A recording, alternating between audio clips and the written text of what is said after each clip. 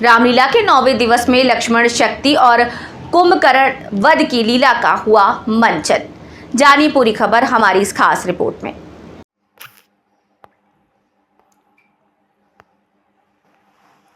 श्री लक्ष्मी नरसिंह मंदिर रामलीला तालापुरा के तत्वावधान में आयोजित रामलीला के 9वें दिवस में लक्ष्मण शक्ति और कुंभकर्ण वध की लीला का आयोजन किया गया। सर्वप्रथम कोरस गीतों के उपरांत लीला मंचन के प्रथम दृश्य में श्री राम की सेना और रावण की सेना में भयंकर युद्ध, जिसमें रावण की सेना पराजित होकर लंका लौट जाती है और लीला के दूसरे दृश्य में रावण की आज्ञा लेकर मेघनाद रणभूमि में जाता है और प्रभु श्री राम की सेना पर हावी हो जाता है। इसके बाद लक्ष्मण जी और मेघनाद में भारी युद्ध होता है और मेघनाद मायावी शक्ति से ब्रह्मास्त्र का प्रयोग कर लक्ष्मण को बेहोश कर देता है और लक्ष्मण जी को उठाकर हनुमान जी प्रभु श्री राम के पास लाते हैं और कहते हैं कि लक्ष्मण जी पर ब्रह्मास्त्र का प्रयोग हुआ।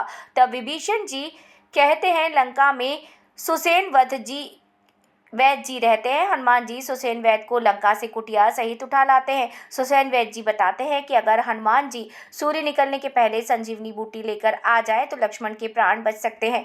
लीला के तीसरे दृश्य में रावण काल नेमी के पास जाता है और कहता है कि हनुमान जी संजीवनी बूटी लेने जा रहे हैं, तुम अपनी मायावी शक्ति से हनुमान जी का रास्ता रोक लेना।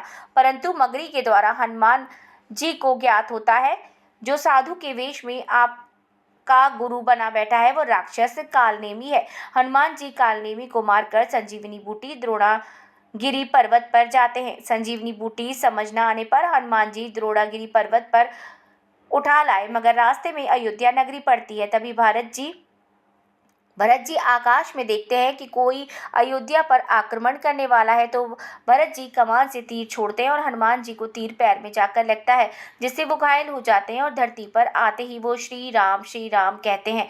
भरत अपने बड़े भाई प्रभु के बारे में हनुमान जी से पूछते हैं तो हनुमान जी भरत जी को बताते हैं कि प्रभु श्री राम और रावण में भयंकर युद्ध छिड़ा हुआ है और रावण के पुत्र मेघनाद ने लक्ष्मण जी पर ब्रह्मास्त्र का प्रयोग किया, इसीलिए मैं संजीवनी बूटी लेने आया था। हनुमान जी भरत को गले लगाकर अयोध्या से निकल पड़ते हैं। हनुमान जी संजीवनी बूटी लेकर सुसेन वैद्य को देते हैं, जिससे संजीवनी बूटी से लक्ष्मण जी का उपचार होता है। इसके बाद रावण कुंभकर्ण को बताता है कि भाई, हमारी बहन शूर्पणखा वन में घूम रही थी तो दो वनवासियों ने हमारी बहन शूर्पणखा के नाक और कान काट दिए, जिसका बदला लेने के लिए मैं उसकी स्त्री को हर लाया।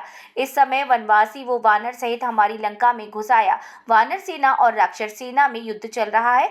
कुंभकर्ण इसका कारण पूछता है तो रावण ने बताया कि वन में हमारी बहन शूर्पणखा घूम रही थी तो राम के छोटे भाई लक्ष्मण ने उसकी नाक और कान दोनों काट दिए। छल पूर्वक मामा मारीच की मदद से राम की पत्नी सीता का हरण कर लिया। तब क्रोध से कुंभकर्ण रावण से बोला, भाई तुमने ये अच्छा नहीं किया, तुमने जगत जननी माँ जगदम्बा का हरण किया, ये तुम जैसे वीर को शोभा नहीं देता। और समझाते हुए कुंभकर्ण ने कहा कि रावण माता सीता को सम्मान के साथ प्रभु श्री राम को वापस लौटा दो, अपनी गलती की माफी मांग लो, प्रभु श्री राम तुम्हें माफ कर देंगे। तब रावण क्रोध से बोला, हे भाई कुंभकर्ण, तुम मदद करने की जगह मुझे उपदेश ना दो, जाकर सो जाओ, मुझे तुम्हारी कोई जरूरत नहीं। मगर कुंभकर्ण भाई रावण से कहता है कि भाई, मैं तो आपको समझा रहा था, अगर आपको मेरी बातें उपदेश लगती हैं तो ठीक है, आपकी आज्ञा मानकर उनसे युद्ध करूंगा। कुंभकर्ण ने रावण से कहा कि आओ भाई, अब गले लग जाओ, शायद अब हमारा मिलन ना हो। ये बात कहकर कुंभकर्ण रणभूमि में जाता है और अकेला ही श्री राम की सेना पर हावी हो जाता है, जिससे वानर सेना में हाहाकार मच जाता है। फिर अंत में श्री राम युद्ध के लिए जाते हैं और कुंभकर्ण पर तीर से वार करते हैं, सिर और धड़ को अलग करके मृत्युलोक पहुंचा देते हैं और वानर सेना प्रभु श्री राम की जय जयकार करने लगती है।